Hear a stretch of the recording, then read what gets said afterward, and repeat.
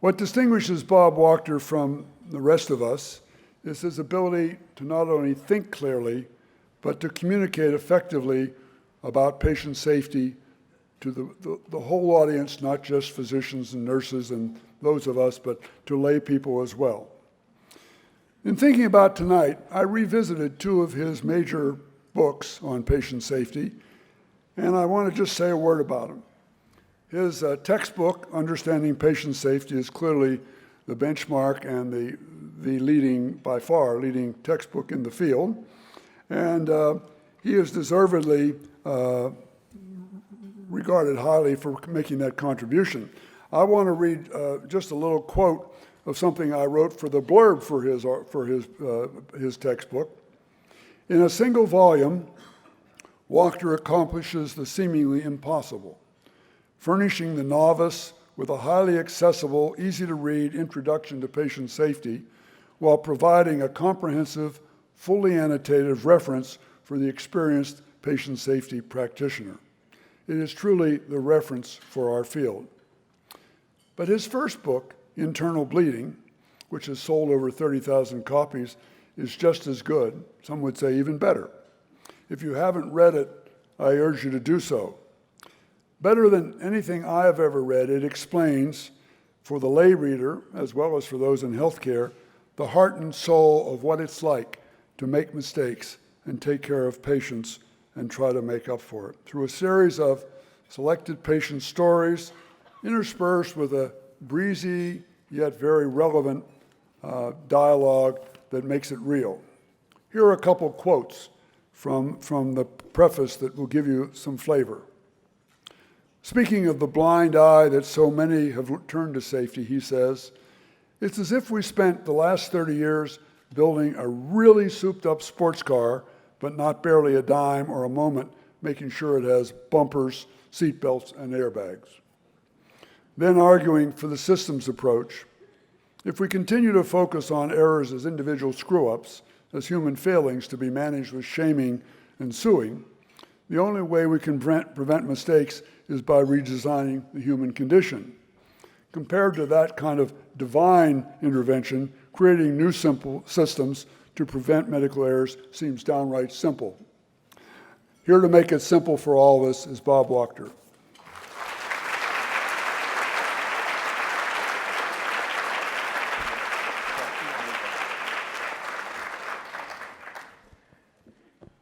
I don't know how to top that. Lucian, thank you so much for an unbelievably generous introduction. You can tell what kind of a person Lucian is just by the amount of work that went into that introduction. It's really extraordinary and demonstrates how he prizes excellence in everything he does down to the last detail. The opportunity to be here and speak to you and be part of the Lucian Leape Institute is one of the great joys of my professional life. I, like many of you, discovered the field of patient safety when I read Lucian's article in JAMA in 1995 called Error in Medicine. It was really the first time I had a chance to think about patient safety in a new way, and to me it was like donning a new pair of glasses. All of a sudden I walked out to the ward at UCSF and I saw the errors that I had seen all the time, but now I saw them in a new light. I saw them through a systems lens, and that was extraordinarily valuable and really changed my life. In the last couple of years, I've been thinking a lot about computerization in healthcare, partly because we've been waiting for it so long and we've been hoping that it would solve all of our problems. And as those of you who practice clinically or have anything to do with clinical medicine or patient safety know, it hasn't quite done that. And so I've been spending much of the last year writing a book about computerization in healthcare, and you see the title of the book here. If I keep working pretty hard and my wife, who's editing the book, lets me get away with what I'm doing, it will be done in about a month and will be out in March. So that's the topic I want to talk about tonight. I've called it The Digital Doctor, Hope, Hype, and Harm at the Dawn of Medicine's Computer Age.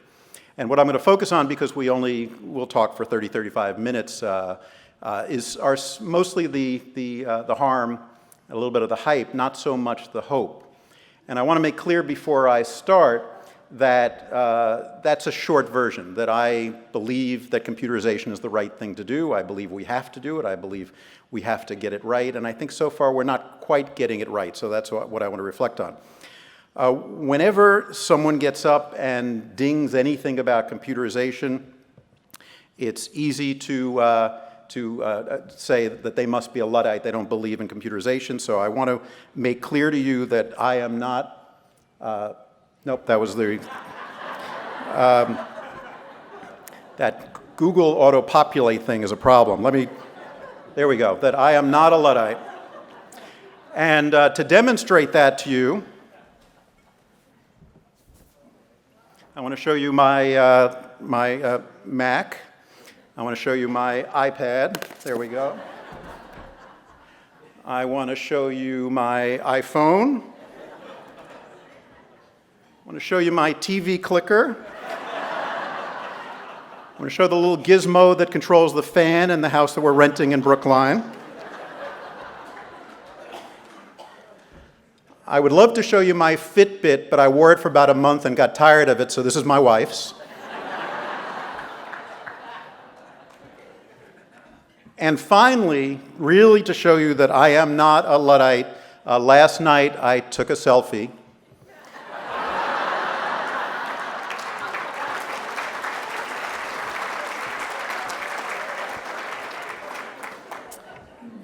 That is Newman the dog, for those of you that are Seinfeld fans.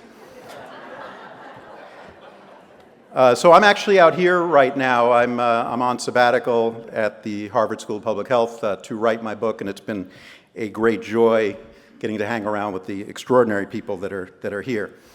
So what I'm going to do is take you through at least some of my thoughts on where we are with computerization in healthcare. And as I say, I'm not a Luddite, but I am concerned about some of the changes that we're seeing through computerization.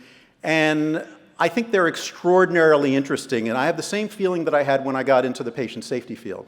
After reading Lucian's work and after beginning to think about it, I realized I wasn't an expert in patient safety, but I was someone who thought about the organization of healthcare. I was a political science major in college. I like thinking about systems and how things are organized.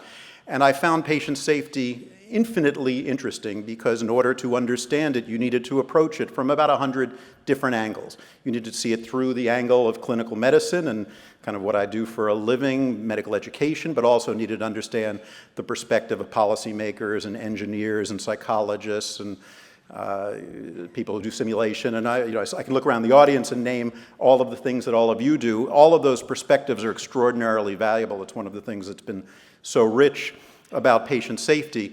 And I have the same feeling about computerization, that we've been approaching this as a very narrow technical issue, and it's actually just as rich. And I'll tell you why, and why this is a particularly opportune moment. It's why I called the book At the Dawn of Medicine's Digital Age, because I think we actually are at that moment. So let me tell you why I say that. In the same way that I think you could argue that Lucian's article in JAMA, or perhaps To Err is Human, which Lucian participated in, launched the patient safety field, I think you could make the same argument that this speech by President George Bush in 2004 launched the field of computerization in healthcare. In the same way that there were many errors before Lucian's article and people were thinking about it at the margins, but there wasn't a discipline. Obviously, there was computerization. People were thinking about it. There were places that had computers, but there was not a concerted national effort to computerize, and computerization was clearly going along very, very slowly. But in his State of the Union address in January 2004, the president said, "By computerizing health records, we can avoid dangerous medical mistakes, reduce costs, and improve care." He put the nickel of the United States down on the side of computerization. And importantly, he recognized something that I think was correct, which is that computerization in healthcare was a market failure. That in every other industry, and if you're the airlines or you're manufacturing, you didn't need federal intervention to computerize. It just happened naturally because the business case was so powerful. In healthcare, for a lot of reasons, mostly that have to do with our wacky set of incentives, it was not happening naturally. And so the federal government, there was a role for the federal government to get involved. As you probably know, the federal government got involved by President Bush forming the Office of the National Coordinator for Healthcare IT, originally known as ONCHIT, with a C, later wisely shortened to ONC, which it is today. The first head of the Office of the National Coordinator was David Brailer, who has a lot of accolades to his name. The one I'm most personally fond of is the fact that he set me up with my wife, Katie. But that's just one of many things that David did. David was put in charge of the Office of the National Coordinator and charged by the President to basically drive computerization of the healthcare system. And his initial budget was $42 million. I'm sitting right, I have the former Treasury Secretary right there. $42 million, that's like a rounding error, right? That's, we don't need 42 million, whatever. You know, it's a tiny amount of money. In fact, David Brailer came within a hair's breadth of losing his entire budget in 2005, where Congress threatened to zero it out. It was only the intervention of President Bush that kept his budget at $42 million. 5 years later, when many of our friends, David Blumenthal, became the head of the Office of the National Coordinator, his budget was, anyone know? $30 billion. That's with a B. Paul, that with a B, it gets your notice, right? You pay some attention when it's there as a B. So the budget of the Office of the National Coordinator went from 42 million to 30 billion. How did that happen in our political environment? Well, the economy imploded in 2008. They came up with a $700 billion stimulus package. People, including David Brailer and others, had been waiting for the opportunity to wire American healthcare, saw their chance to dive into the money pile, came out with $30 billion. Remember, the mantra at the time was, we need shovel-ready projects to save the economy.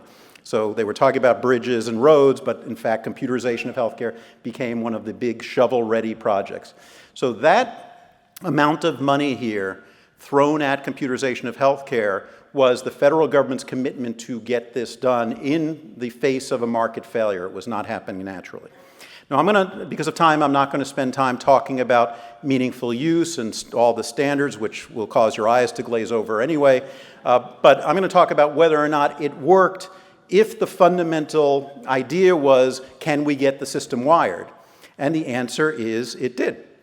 And in research that's been done by largely folks here, Julie Adler-Milstein, who was here, is now at the University of Michigan, and Ashish Jha. This is the rate of computerization in hospitals in the United States, and this is the rate of computerization in doctors' offices in the United States.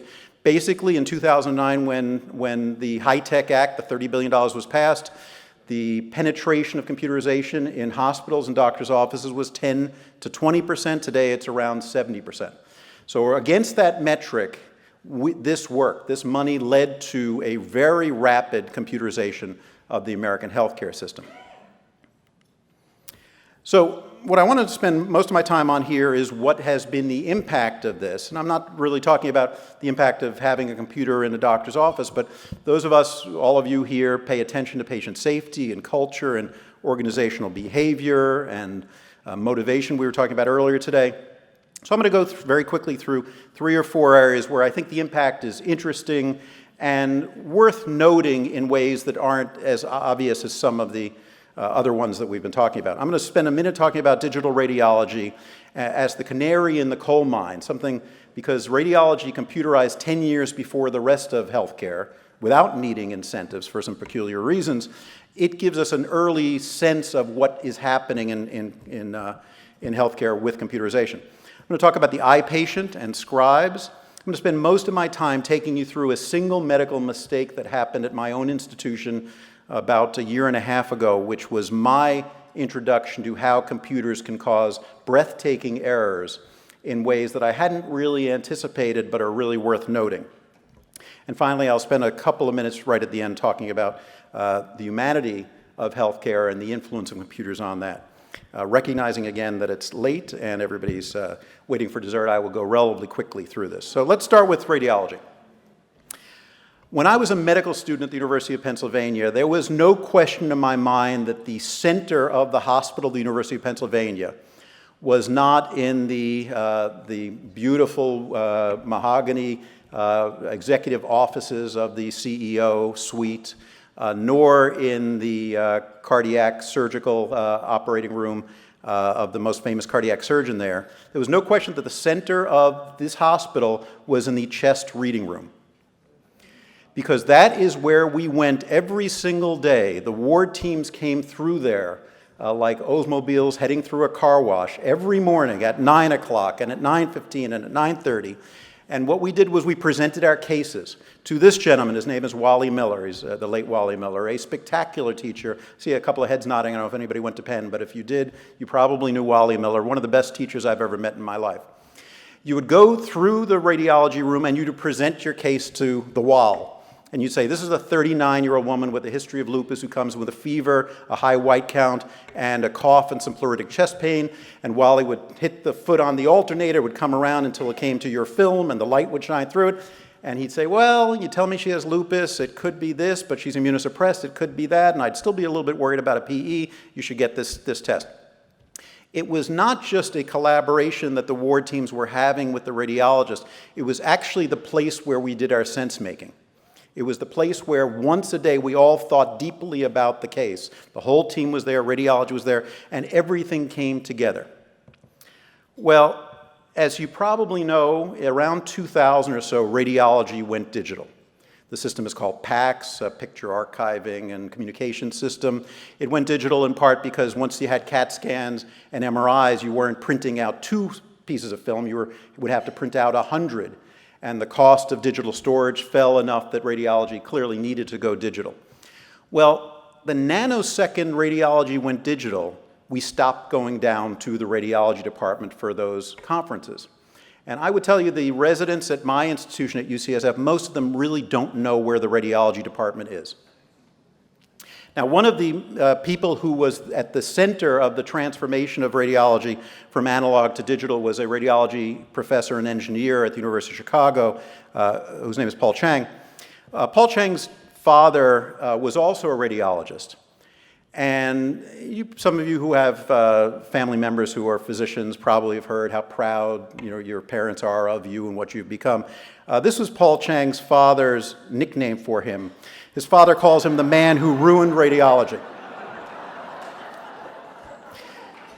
Because they went from being a field that was totally respected and central to the care of the patients in the hospital to this group of doctors who were off in some dark reading room, totally disconnected from the process of care. Why? Because you could look at your, quote, films anywhere you wanted on the X-ray, on the computer.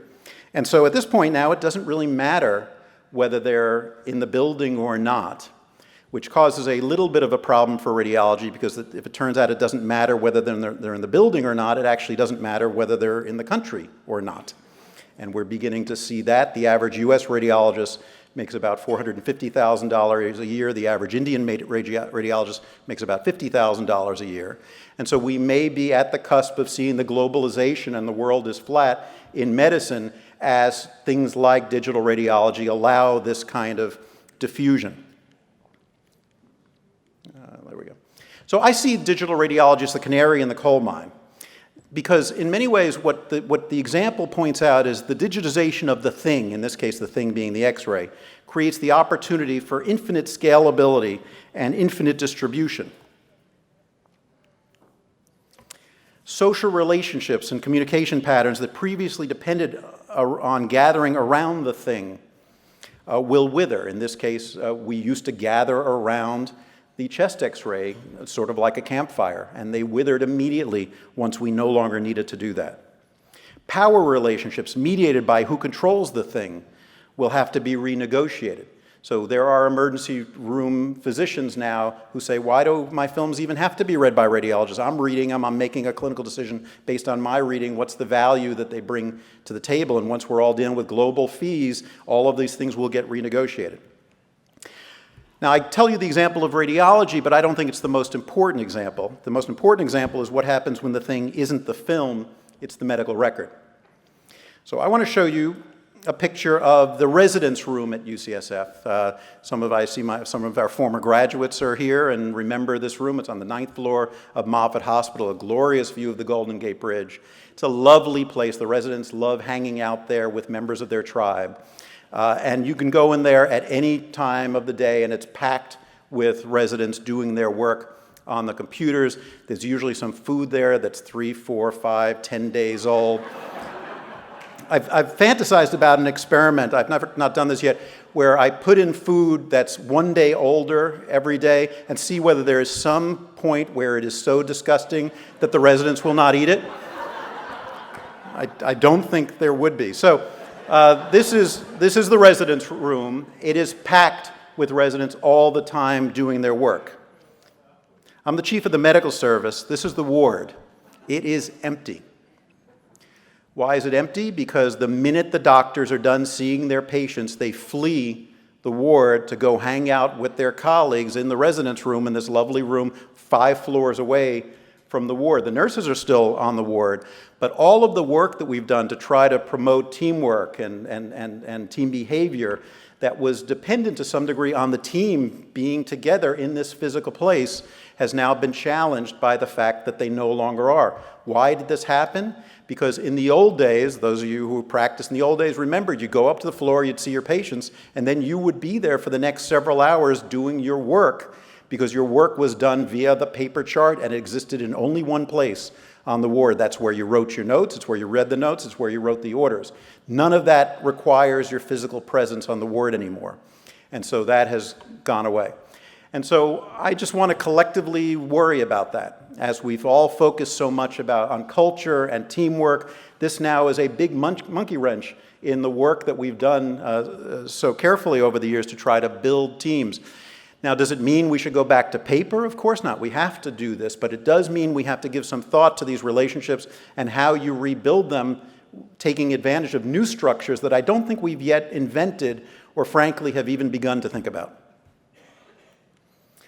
All right, let's turn to another related issue, which is, remember now, the doctors and the nurses are doing all of their work in this thing called the electronic health record. They're no longer working on a paper chart. They may no longer be on the floor. And it changes the relationship with the patients in a fundamental way. So again, we work very hard on patient-centered care and engagement and all that. This is Abraham Verghese, who many of you know. Abe is a internist at Stanford, also a spectacular author. And this is an article Abraham wrote about 6 years ago in the New England Journal. I'll read it to you both because it makes an important point and also it's a spectacular piece of writing, I think. Abraham coined the term the eye patient. He wrote, "The patient is still at the center, but more as an icon for another entity clothed in binary garments, the eye patient. Often emergency room personnel have already scanned, tested, and diagnosed, so that the interns meet a fully formed eye patient before seeing the real patient. The eye patient's blood counts and emanations are tracked and trended like a Dow Jones index, and pop-up flags remind caregivers to feed or bleed. Eye patients are handily discussed or card flipped in what he calls the bunker, the conference room, while the real patients keep the beds warm and ensure that the folders bearing their name stay alive on the computer." That is really scary. And I think it's quite real. I think it is the nature of care today. The patient's incarnation in the computer has become the representation that we are paying more attention to than the patient. Now, sometimes they say a picture is worth 1,000 words, so I'll show you a picture. This is a 7-year-old girl's depiction of her visit to her pediatrician. This was published in JAMA a couple of years ago. And you know how kids sometimes draw pictures of their recollection of the doctor's visit and they send them into the doctor, and sometimes the doctor posts them on the corkboard in the office. I don't think this one got posted. You see in the center the girl, her mother, her sister, and in the corner the doctor, who has a big smile on his face with his back to the patient, typing into his computer. This is her recollection of her visit to the pediatrician. This is what she believes the doctor is paying attention to and caring about. How can she believe anything other than the doctor cares more about what's in the computer than about her as a person? So this is a big, big problem that gets really, it's another monkey wrench in all of the efforts that we've tried to put in place around patient-centered care, because this is what patients now believe we care about. Now, my wife Katie, who's sitting over there, I came home about a year ago, I guess, And I said, honey, guess what the fastest growing profession in medicine is? And she said, what? And I said, pre-medical students who we hire to feed the medical record, and we call them scribes. And I said, only in medicine do we bring in computers, and every other industry lays off half the people if they computerize. Only in medicine have we figured out a way to grow employment while computerizing. Now, Katie has an interesting job. She writes for the New York Times. And so this is her article that you may have seen in the Times about 6 or 8 months ago, A Busy Doctor's Right Hand, Ever Ready to Type. It's really a beautiful article on this amazing phenomenon about the growth of scribes in medicine. This, again, is something that is obviously a workaround, but reflects something very important, that in order for doctors to look patients in the eye once again, they need some sort of adjunctive person to help feed the computer. Okay, that's kind of all I wanted to say about culture and relationships, and I hope that's useful to you as you think about some of the things that are happening in your world. I don't have solutions to these things. Obviously, there will be some technical solutions, technological solutions. There are companies now that have Google Glass where you go and see the patient and talk into the glass and a note gets transcribed magically. I think we're going to see that kind of thing. But whatever it is, I do think we have to pay attention to these issues of relationships and culture as we computerize, and I don't think we've given this enough thought. I want to spend the bulk of my time telling you about what I think of as an extraordinary case, and this was actually the case that led me to decide to write a book about this. This is a case I'm actually very proud of my own organization because it's the kind of case that you might see as embarrassing and one that the organization would not be comfortable having me talk about, but from everyone from the risk manager to the CEO, they came to believe that this was such an important case that it was worth talking about, and I've gotten the permission of the patient's mother. You'll see it's a kid involved. I've also spoken to all of the involved participants, the doctor, the nurse, and the pharmacist, all of whom have been willing to discuss the case. So let me take you through it. I'll go through it fairly quickly, but I think it's a remarkable case. A 16-year-old boy weighing 38.6 kilograms, that's 80-ish, 85 pounds, with a chronic immunodeficiency was admitted for a colonoscopy, a routine and elective procedure, as part of a workup for GI bleeding that he had been having. Come on, you can do it. There we go. The patient was on multiple home medications, about 15 meds as it turns out, including trimethoprim sulfa, which is a common antibiotic, sometimes known as Septra, double strength, sometimes known as Bactrim, commonly used antibiotic, 160 milligram tablet twice a day for infectious prophylaxis. This was his dose, it was the known dose, and part of the job of the doctor admitting this patient was simply to continue this dose of medication. The medical center had recently installed a state-of-the-art electronic health record and CPOE system. I won't tell you which one it was, but it starts with E and ends with PIC.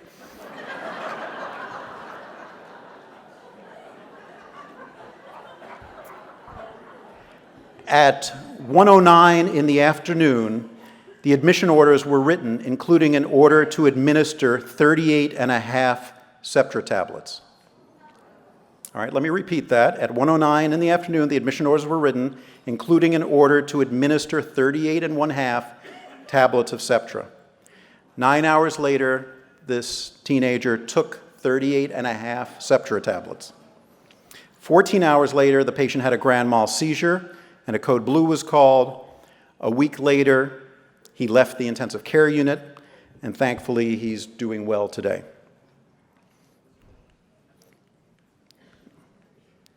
All right, this thing is not advancing. I may need your help back there. So the question is, how can this happen? And I'm sure you're all beginning to fantasize about how this could possibly happen.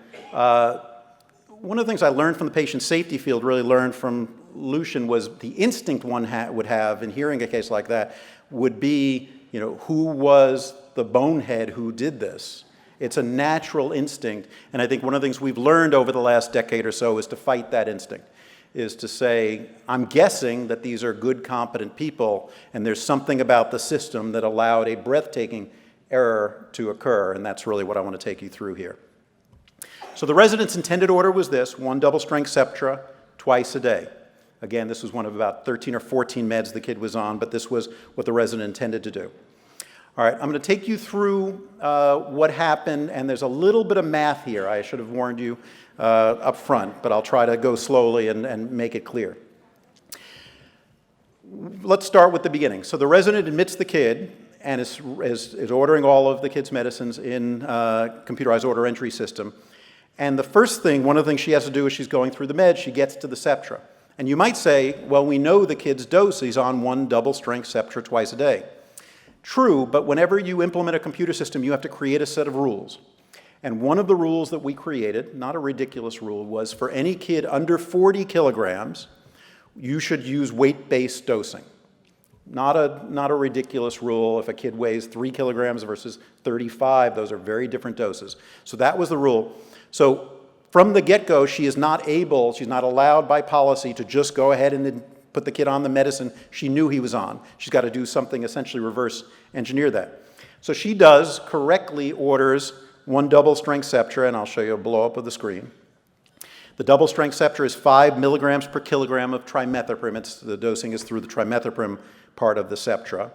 So she clicks the 5 milligrams per kilogram of trimethoprim. There's some calculation there you can't read, but it basically says, okay, 5 milligrams per kilogram times 38.5 kilograms equals 193 milligrams. And she clicks sign. What she believes she has done is signed an order for 1 double-strength Septra, which is what she was trying to do. In fact, she hasn't. What she has done is signed an order for a calculated dose of 193 milligrams, but the Septra tablet that she wants to order is only 160 milligrams. That's the size of the pill. So you might say, okay, that's fine. The pharmacist will see that and say, she wants 193. There's no such thing. 160, pretty close. I'll just go ahead and pass that through. But in fact, we have another policy, again, made by well-meaning people in a thoughtful group of a committee. And here this policy says, if the doctor is ordering a dose and the dose would have to be changed by more than 5% to get to the pill size that's available, the doctor should approve that. Again, not ridiculous that the doctor's calculated dose is 200, the pill size is 120. Maybe the doctor would think differently. And so the pharmacist is not allowed to simply approve that order. The pharmacist has to go back to the doctor and say, go ahead and re-enter it. So here is the text message that the pharmacist sent to the doctor. Says dose rounded by more than 5%, correct dose 160 milligrams, please reorder. Okay, everybody still with me? The doctor goes back to the computerized order entry and orders 160. I'm going to show you a blow-up of the screen. All right, anybody see a problem? All right, what's the problem? Shout it out if you see it. Milligrams per kilogram. So there it is. Now, how does that happen? It happens because the way this computer program is set up, not unreasonably, is if the last time you were on that screen, you were on milligrams per kilogram, and you go back to it, it assumes that's where you still want to be. Not an unreasonable assumption, certainly be more reasonable than assuming you want to be on milligrams. And so it assumes that you still want to be on milligrams per kilogram. She types in 160, not realizing that it's still set for milligrams per kilogram. Now, this is the first real error in the case. I'd like you to think about that. Think about the life of an intern admitting 4 or 5 very sick kids. This one kid is on 14 medications. Raise your hand if you're absolutely sure you would have caught that. Okay, I don't see anyone. So she didn't catch that. She has now ordered 160 milligrams per kilogram, not 160 milligrams, which is her intent. Now, I've learned from my friends who are computer folks that this is called a mode error. And what a mode error means is a setting, a single setting on a computer that causes a change in the behavior of all of the other settings. So milligrams versus milligrams per kilogram are 2 different modes. Computer engineers try very hard to get rid of modes because you don't want all your keys to act funny. Can anybody think of a mode on your computer's keyboard? Caps lock. So caps lock is a mode that they couldn't get rid of because caps lock is useful. But when they have to have a mode, what do? They try to make it as obvious as possible what mode you're in. So on my Mac, if my caps lock key is on, there's a little green light that shows me that. If I'm typing in my password and I got it wrong because the caps lock key is on, there's a little symbol that says your caps lock key is on, moron. Turn it off. What is the symbol for cursing on the computer? It's ampersand, $sign, %sign. Why? Because when you're typing numbers and the caps lock key is on mistakenly, you get pissed off and you feel like cursing. So here you have a mode, and yet there is virtually nothing on this screen that shouts out to a busy physician, you are on the milligram per kilogram, not the milligram mode, and the consequence of that might be a 39-fold overdose. That is, in fact, what happens. So, system problem number one. She signed the order. Now, an alert is triggered. The Epic system is well designed, not dumb. It realizes this is a big overdose. Here, I'll blow up for you the alert. Let's see if I can get that. There we go. That's what it looks like. I don't see any skull and crossbones. I don't see anything, any graphics here. I can tell you that this alert for a 39-fold overdose looks precisely the same as a 1% overdose. It looks precisely the same as a be careful if the patient shouldn't drink grapefruit juice while taking this medication alert. At UCSF, in the course of a month, the physicians get about 30,000 alerts. The pharmacists get 150,000 alerts. In our intensive care unit, the cardiac monitors alone send off 70 ICU beds, deliver 2.5 million alerts in a month. There's an audible alert that goes off every 8 minutes in the ICU. One of our nurse researchers was interviewing a nurse about the alerts and how to deal with all these alerts going off, and it sounded like she was on the beach at Normandy. There was an alert, there was another alert, there was another alert. And she said to the nurse, "How do you know when your patient is really sick? What would get you scared?" And the nurse said, "Silence. If I heard nothing, I'd be really worried." So we have not even begun to figure out how to manage this alert problem. This alert went off. The physician overrode it, and we asked the physician why, see if I can get that to go, why she overrode the alert, and she told us that when she started at UCSF, she was getting so many alerts, and pediatrics particularly, that she said to her resident, "What do I do about this?" And the resident said, "Just override all of them, they're all worthless." So this is the culture of the organization as it pertains to alerts, not irrational given the number of alerts and the infrequency of alerts that really mean something important. Okay, the order now goes back to the pharmacist. The pharmacist is the one who texted the intern saying order 160. It comes back and she sees 160. She, of course, doesn't notice that it says milligrams per kilogram because she sees exactly what she expected to see. Moreover, I spent a couple of hours with the pharmacist in the satellite pharmacy. While they're trying to deal with alerts that hit them on every other medication, they're also answering the phones, answering the door, people coming for narcotics that they've got to pull out of the locked cabinet. Those of you who are pharmacists know all about this. An impossibly busy environment while you're trying to deal with 150,000 alerts that the pharmacists get a month. The pharmacist received the signed order from the doctor. She approved the order and then gets a similar alert to the resident. And for much the same reason, she now clicks out of the alert. At this point, we now have an active order for 39 Septra tablets. Now, at this point, in the old days, it would have gone to a pharmacy technician whose job it would have been to pour out the Septra out of a big vat of Septra, and somewhere about halfway through pouring out 39 pills would have said, "What the hell? Are you kidding me? 39 pills?" Anybody want to guess how that process has changed today? So let me introduce you to our robot. This is a $7 million award-winning robot that UCSF purchased a few years ago. When it gets an order to pull 39 Septras out of the shelves, guess what it does?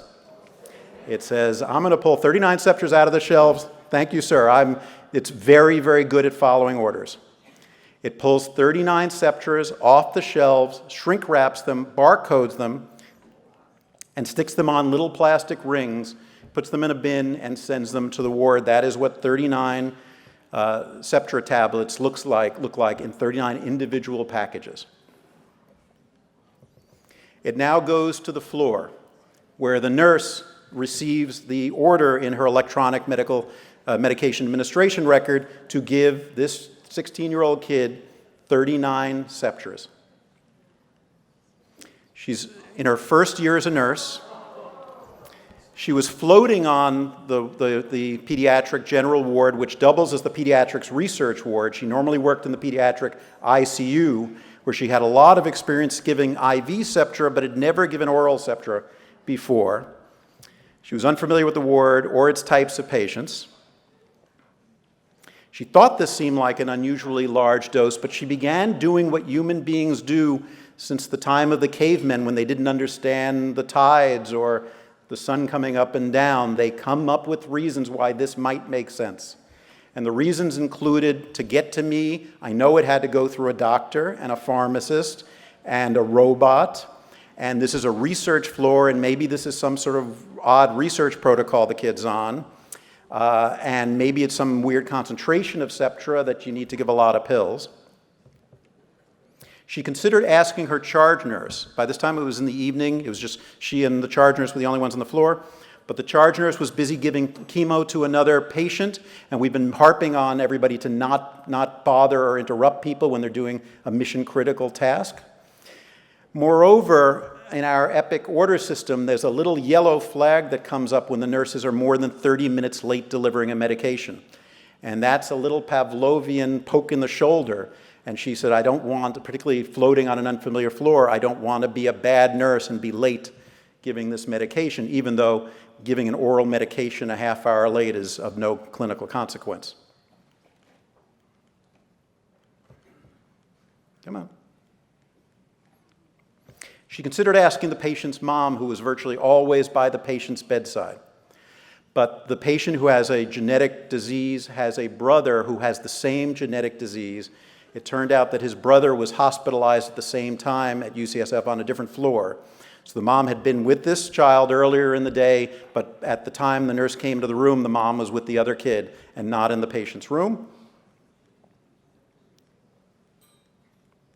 Yep.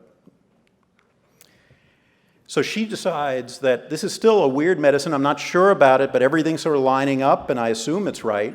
No reason for me to think otherwise. And I have this piece of technology that has saved me many times. It's called the barcode system. And if there's a problem with it, I'm sure the barcode system will tell me. So she barcodes the first pill. Remember, each of those packs is barcoded.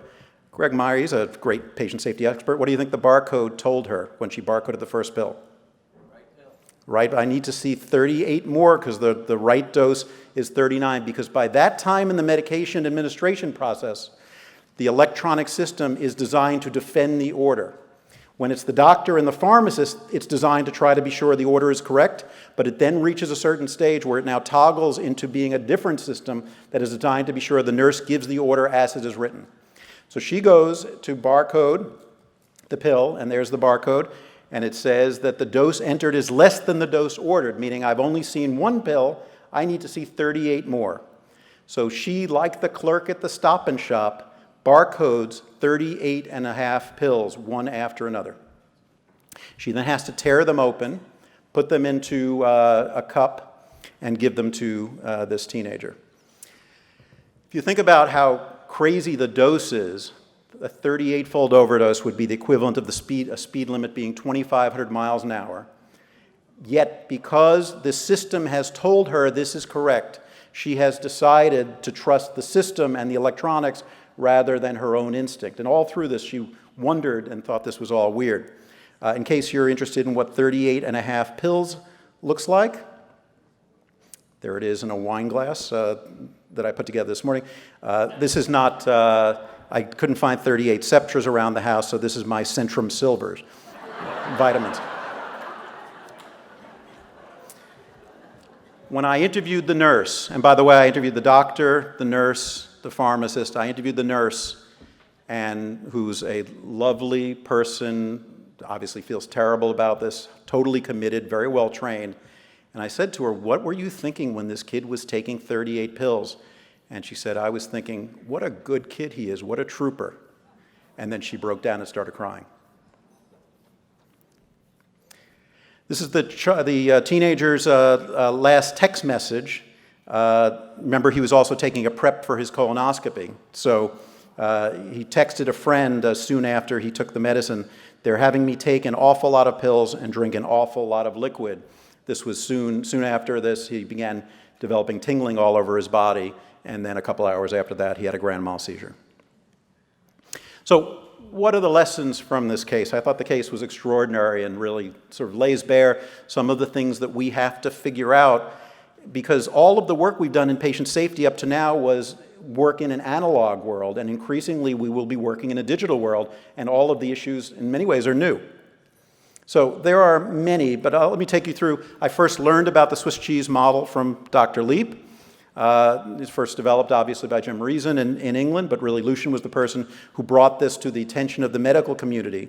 And you could find the issues here. Obviously, these CPOE policies demanded extra steps. Remember, this began life as one double-strength Septra twice a day and had to get transfigured into all these new modes, which created opportunities for errors.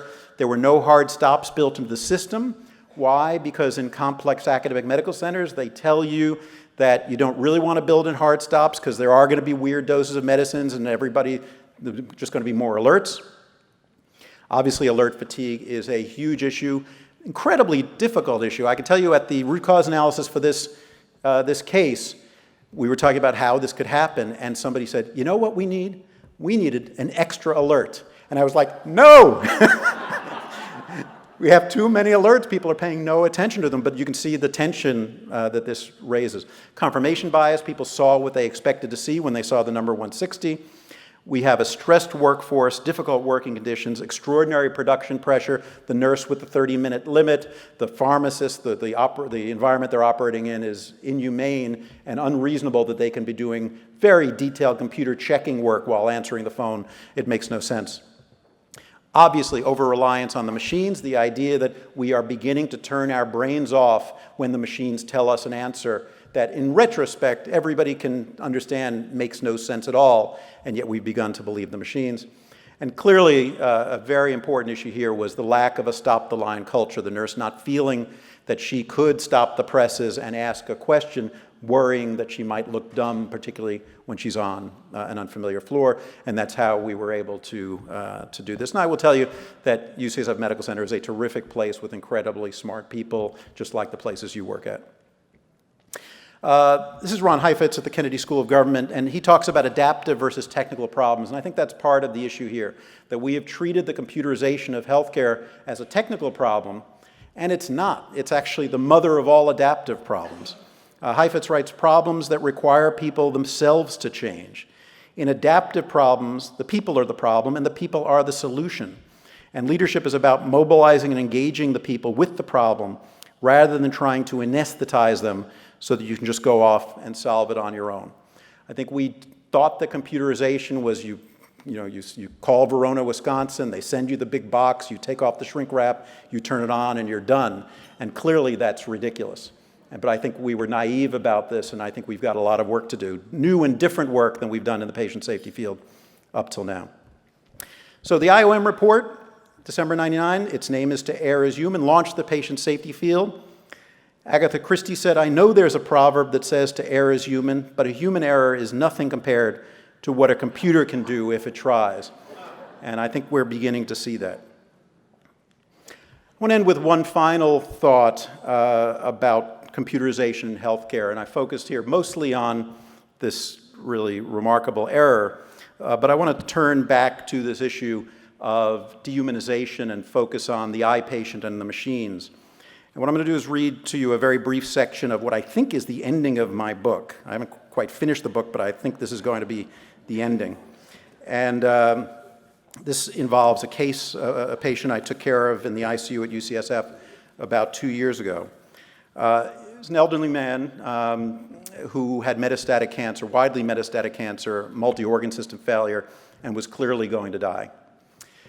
And he had 4 family members who were with him, his wife, a son, a daughter, and the daughter's husband. And the kids, the son and the daughter, barely were speaking, and the son and his brother-in-law, the daughter's husband, clearly hated each other. And this family dynamic made it particularly difficult to come to closure on the decision about switching to comfort care, which I thought was the right thing to do. And so I sat down with the family and spent a lot of time talking through the issues and his prognosis, brought in the intensivist to help, and finally, this is what happened. A few minutes later, the patient's son, holding back sobs, returned to the ICU and told me that the family has decided that it was time to allow his dad to die peacefully. I told him that I understood how wrenching this decision was, but that it was the right one that I would make for one of my own parents. I returned to the ICU and informed the nurse that we would be switching from our current full-court press to comfort care. I asked him to turn down the oxygen on the mechanical ventilator, to remove the IVs except for the one for the morphine infusion, and to bring some chairs into the room to allow the family to be at Mr. Gordon's bedside during his final minutes. Obviously, I've changed the name. I walked out to the waiting room to inform the family that the time had come, and then escorted them in to see Mr. Gordon one last time. They streamed into the room one by one. The two bickering siblings embraced. The son and son-in-law nodded at each other, an act I interpreted as a temporary truce, the best I could hope for. And all four took seats surrounding the patient's bed. Mr. Gordon lay still, now unconscious from his morphine drip. The stage was set. But then I noticed a problem. In his haste to discontinue the various tubes and treatments, the nurse had forgotten to disconnect the bedside cardiac monitor, which continued to flicker a few feet above Mr. Gordon's head. Here, at one of life's most profound moments, a moment nearly impossible in its mystery and poignancy, a moment that is paradoxically rich with both promise and ineffable sadness, all four family members' eyes were raised to the sky, not searching for truth or for God, but watching little squiggles, each the electronic signature of a heartbeat, march across a rectangular screen. I had no doubt what I needed to do. Mr. Gordon's son was sitting closest to the monitor. I put my arm on his shoulder. Speaking to all of them, I said, "Your dad is comfortable, and I'm so glad that you could all be here with him. I'm sure he is too. But," and I pointed to the heart monitor, "there is absolutely nothing on this screen that matters." And I pressed the off button. As the screen went to black, the family members shared a look of shock, then clarity, and then what was it?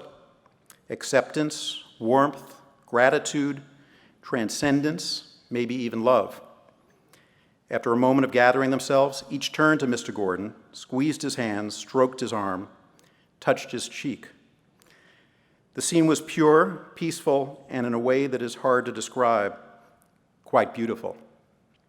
And then he died. Thank you very much.